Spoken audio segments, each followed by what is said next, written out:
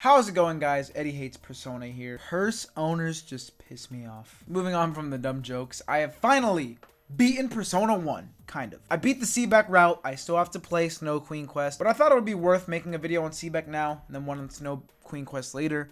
So today we're going to talk about the very first story route of the very first Persona game. Before we get into it, I do want to mention that I played the PSP port. I know it is controversial for music reasons. Let's just get the fucking elephant in the room out of the way. PSP music slaps. I did listen to the original soundtrack, by the way. I like the PS1 music too, but honestly, prefer the PSP music purely because the vocal tracks. No, someone's gonna get mad, but it is what it is.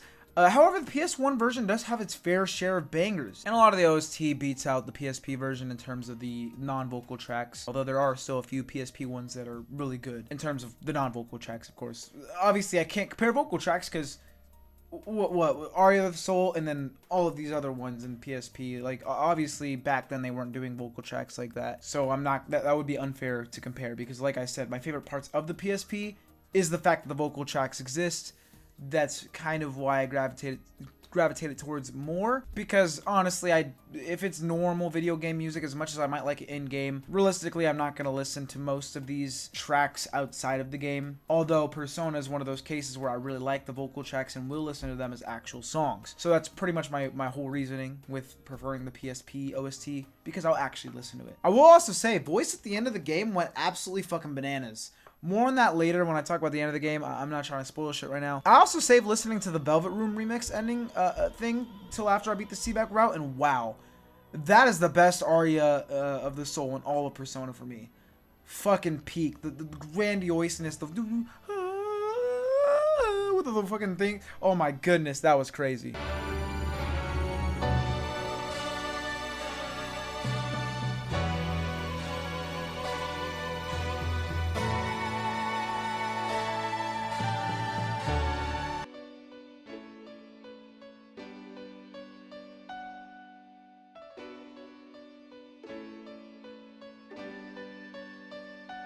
My hope is that in the inevitable P1 remake, when it comes out, since a remake I'm assuming would be even a little bit longer, probably, maybe not. I hope they find a way to mix the best parts of both OSTs somehow. I feel like there's a place for both, in my humble opinion, of course, you know? You could just pick from all the best of the OST and then include some vocal ones, maybe make a couple new tracks like Reload did. P3 Reload video soon, by the way. I finished that game before I finished Seebeck route. I haven't had a chance to record that video yet.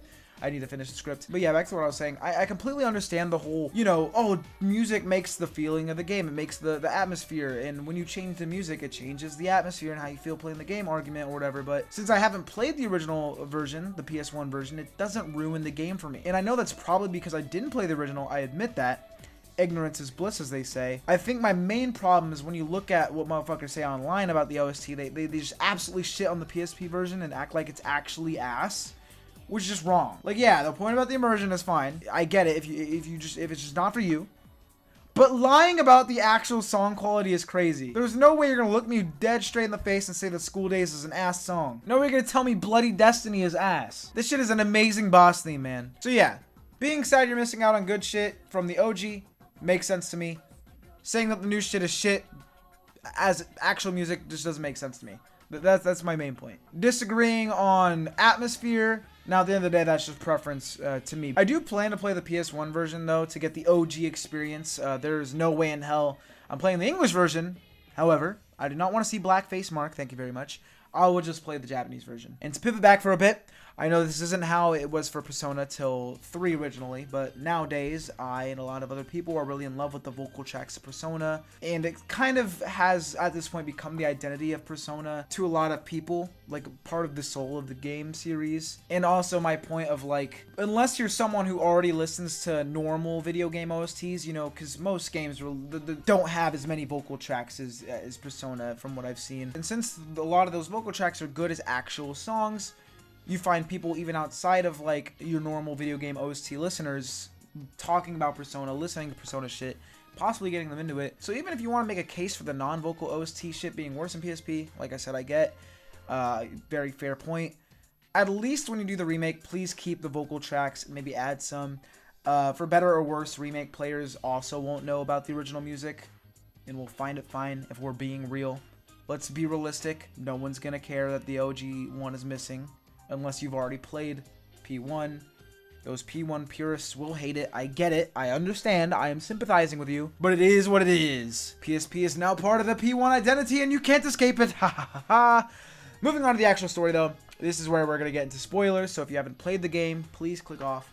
But if you have played the game or don't care for spoilers, carry on. I cannot believe that all of Persona, it started with this shit just being a game. Persona, are you there? Also, when I first started, I played for the first few hours or so without a guide, so I didn't know about member selection. Another big reason I want to replay this game other than just the music is because I already fucked myself. I did not get Reggie in this playthrough. My party was the most vanilla one possible. I was so mad. It was me, Maki, Nanjo, Brown, and Mark, which I liked them all, but Reggie looked so goddamn cool, and it seemed like he actually had shit to do for the story that would have added to the story, not just, oh, I shat my pants in 6th grade and that's why my name is Brown, and now I can't even see it at all because it's not a Snow Queen quest. So yeah, I'm gonna have to replay the game. But for Snow Queen quest, I think I'm gonna go obviously Mi Yukino ISA. I want Nanjo to return because he's fire. I really like this character, and then I'm gonna pick up Eriko. Sorry, Brown, but you know, I'm not gonna learn anything new besides you shitting yourself back in the day. I'd rather meet someone new. It's not you, Brown. It's me. It's me. And yeah, Reggie, however you say it, I will meet you one day. Whether it's in the remake in fucking 80 years, or if before that I become nostalgic about the game and go, hey, remember the game Persona where the kids played that game Persona, then got Personas representing their Personas? And then I'll pick up the PS1 version.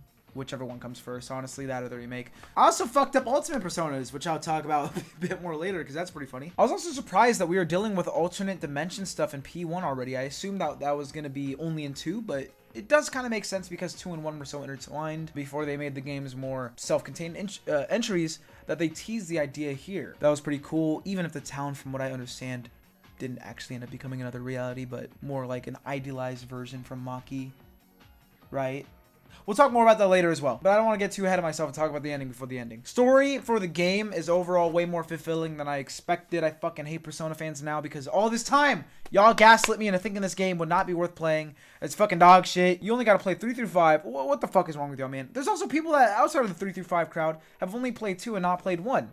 Which hurts to see because this game has a good story. And I haven't even played the other half yet. The gameplay is also fun as well. The grid style was cool, and I didn't necessarily mind the sheer amount of battles because I don't mind grinding personally. With the gameplay though, I do kind of understand Persona fans bitching about it, especially if you have only played the newer games, because you have to actually put effort in.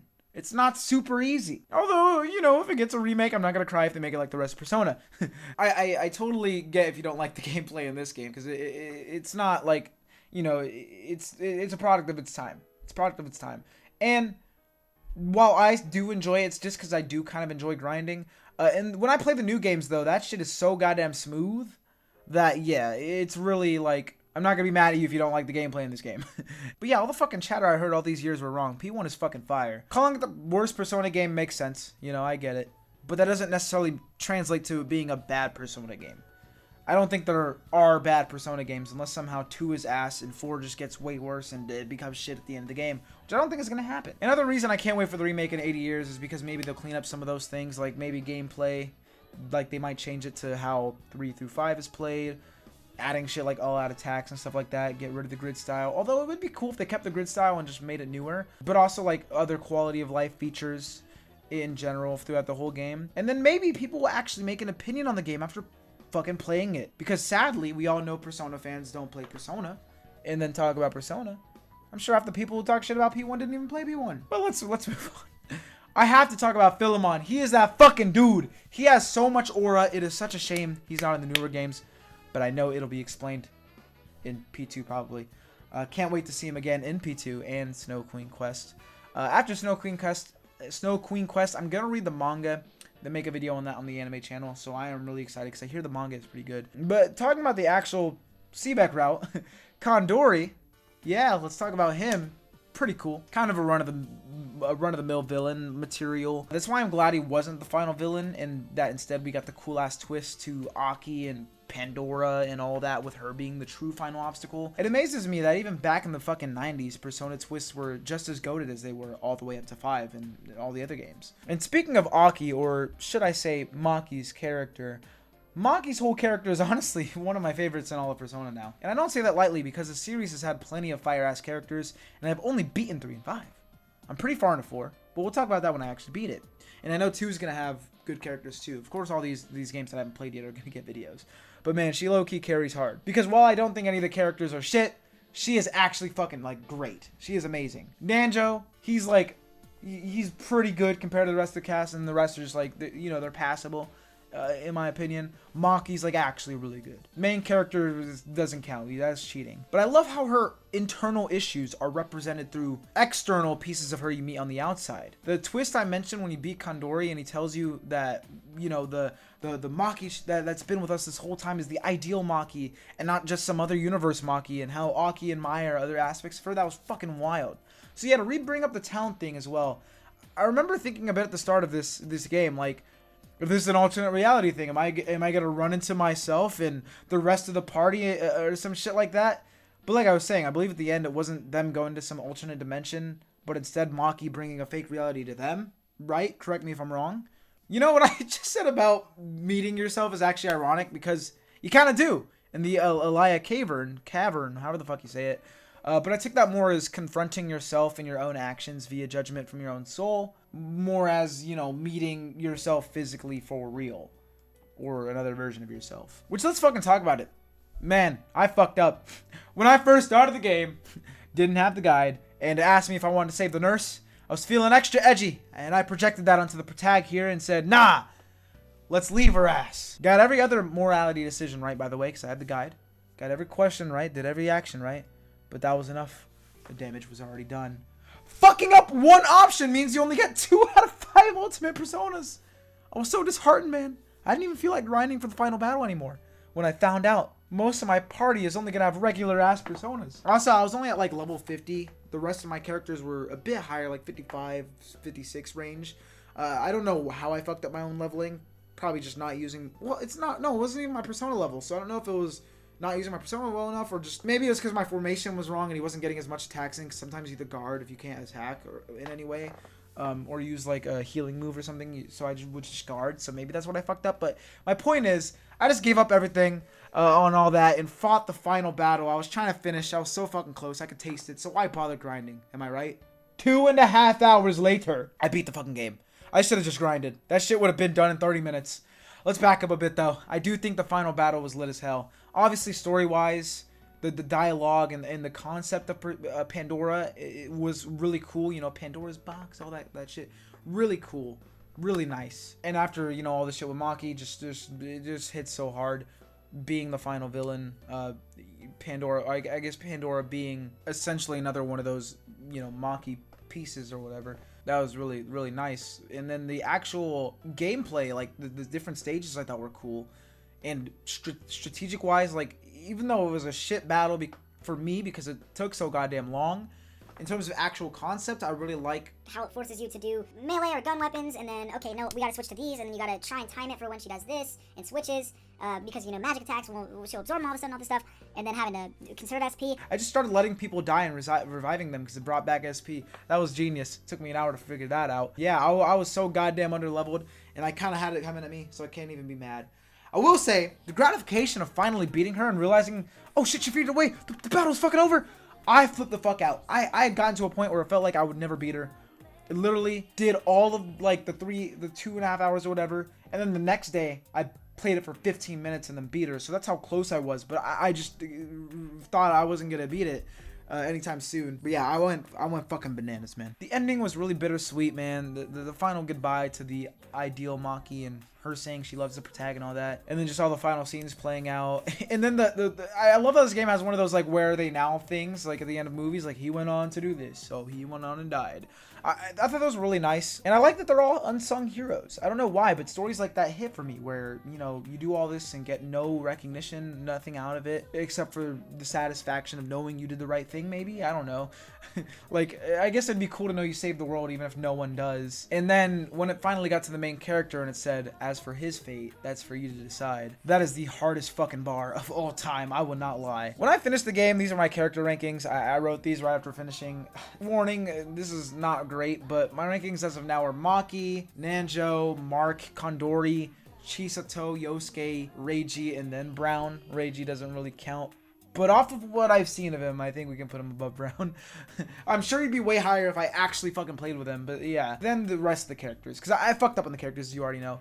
I don't dislike any of the other characters, like I said. Although I joke about Brown, he grew on me a lot. And even though the shit thing is one thing, like, he actually does have a little bit of substance to him, enough to make me care. I was just more mad about missing out on Reggie to make me not like Brown, but now I think he's actually cool. Maki, though, is so easily clear of the rest of the cast, which, you know, the whole Seebeck route revolves around her, so I guess it makes sense that she's gonna get most of the plot. I mean, she's a main heroine, antagonist, other antagonist, coma girl, final villain. Oh my goodness, man, she's everything. But yeah, the rankings are fucked because I fucked up character-wise. Reggie would probably be way higher. Oops. And I haven't played the other route, so there's more characters to get introduced to. This whole ranking can change after that. And then maybe it'll change again after I replay and play the PS1 version.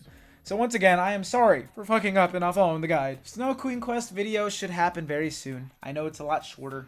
Then I can talk about the complete product, having finished both routes. This video is a bit fucked. I don't know. The script writing wasn't as tight as normal. So maybe I'll talk a little bit more about Seebeck in that video as well. Once I get more of my thoughts in order, I kind of just finished the fucking game. So I haven't had a chance to fully process it. I just kind of typed out my thoughts real quick. I am really interested to see if they mention what happens to Maki in the Snow Queen Quest, because that's my biggest question. Or even like Kandori and Seebeck and all that. Because it still happens.